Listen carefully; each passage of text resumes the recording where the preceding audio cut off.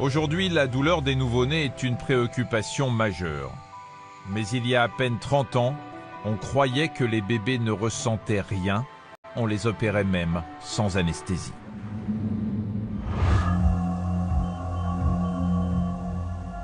Ce matin de 1985 est une première pour le docteur Anand. Le jeune anesthésiste d'origine indienne vient d'arriver dans cet hôpital d'Oxford. Il assiste pour la première fois à une opération sur un grand prématuré. Il y avait un bébé avec le thorax ouvert, le poumon sorti, et les chirurgiens étaient en train d'opérer à l'intérieur du thorax. Et à cette époque, on ne faisait pas d'anesthésie. Une chirurgie lourde, pratiquée sans réelle anesthésie. C'est ainsi que l'on opère les nouveau-nés dans les blocs opératoires du monde entier. J'ai été choqué. Intuitivement, je me suis dit que ce n'était pas la bonne manière de faire, qu'il fallait faire quelque chose.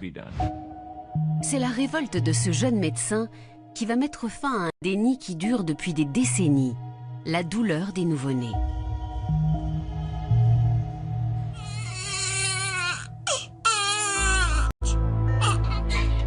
Si ce bébé hospitalisé hurle, c'est parce qu'il a mal.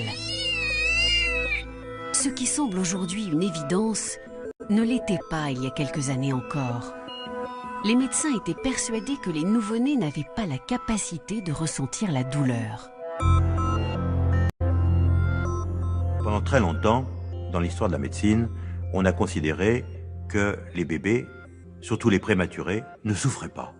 Ils ne souffraient pas parce que leur système nerveux n'était pas mature et que donc ils n'avaient pas de douleur. On prétend à l'époque qu'il faut une connaissance, une conscience, quelque chose de bien développé qui n'arrive que beaucoup plus tard dans la vie pour être capable de ressentir la douleur. Et cette certitude a été transmise à des générations entières de soignants. On leur donnait un message pseudo-scientifique en leur disant « ce que vous voyez n'est pas de la douleur.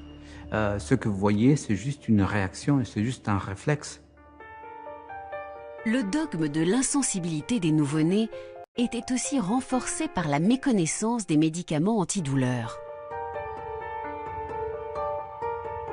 Les anesthésistes de l'époque n'étaient pas des grands pervers. Si on ne donnait pas de médicaments contre la douleur, donc des morphiniques, pendant les opérations, c'est parce que l'on pensait que les morphiniques pouvaient avoir un effet délétère sur les suites de l'opération. La méconnaissance de ces antidouleurs puissants conduisait les praticiens à ne pas les utiliser. Cet enfant que nous entendons pleurer, est-ce qu'il est endormi ? Eh bien, cet enfant n'est pas totalement endormi, mais néanmoins, rassurez-vous, il sent certainement fort peu de choses. Il sent très peu de choses. Dans le secret des blocs opératoires, des milliers de nourrissons ont été ainsi opérés, éveillés et sans aucune prise en charge de leur douleur. Donc ces pauvres enfants, ces pauvres nouveau-nés, ils avaient le droit qu'à du protoxyde d'azote, qui est un produit très mineur, qui fait une anesthésie de surface pour les effractions cutanées, ça suffit, mais pas pour faire ce type de chirurgie lourde. L'enfant, bien entendu, s'est débatté, et c'est pour cela qu'on utilisait des molécules pour les paralyser. C'est-à-dire que les enfants étaient paralysés, mais ils étaient totalement conscients de ce qui leur arrivait. On imagine cette épreuve terrible qu'ils ont pu subir. Cette douleur infligée à des bébés qui n'ont pas la parole pour l'exprimer, le docteur Anand y est confronté chaque jour dans son service de réanimation néonatale de l'hôpital d'Oxford. Bouleversé, le jeune anesthésiste veut trouver une solution. Mais comment apporter la preuve que ces nouveau-nés souffrent vraiment? En 1985, le docteur Anand entreprend un essai clinique déterminant. Le docteur Anand a voulu faire la preuve des choses. Il fallait sortir de l'incertitude. Il a donc pris 2 groupes de bébés opérés du cœur, l'un avec des antidouleurs, des morphiniques, l'autre sans. Nous avons surveillé leur constante vitale, leur pression artérielle et tout le reste. Et nous avons aussi fait des prises de sang à ces bébés, avant, pendant et après l'opération. En analysant le sang de ces bébés au laboratoire, le docteur Anand obtient des preuves incontestables.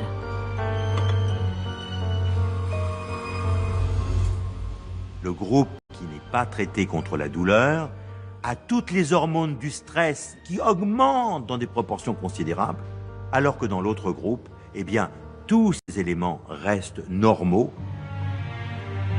Pression artérielle, taux d'adrénaline, fréquence cardiaque. Chez les bébés opérés sans morphine, c'est tout l'organisme qui est en souffrance.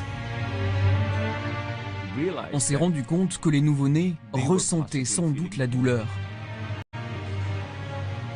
L'étude d'Anand met pour la première fois au niveau scientifique la preuve que les enfants souffrent lorsqu'ils sont opérés sans antidouleur, mais qu'en plus, après l'intervention, il y a plus d'effets néfastes chez les nouveau-nés qui n'ont pas d'antidouleur.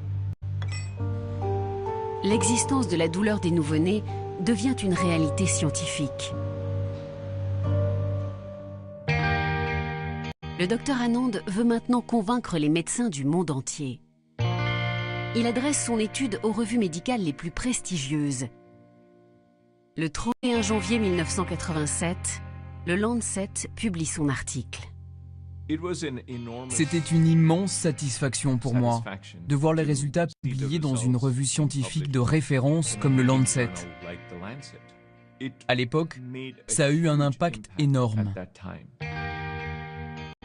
C'était un coup de tonnerre, c'était un électrochoc. Les pédiatres, les néonatologistes, pour ceux qui ont lu ces papiers, ça les a frappés évidemment parce que ça allait à l'encontre de toutes nos certitudes. C'est quelque chose qui a énormément secoué la profession parce qu'on n'arrive pas à admettre qu'on ait pu faire des choses aussi terribles à des enfants sans leur donner des moyens analgésiques qui existaient déjà. L'étude du docteur Anand révolutionne l'anesthésie des bébés. Certains services de pédiatrie avaient déjà mis en place des moyens de lutter contre la douleur. Mais à partir de la fin des années 80, plus aucun soignant ne pouvait continuer à ignorer la souffrance des nouveau-nés.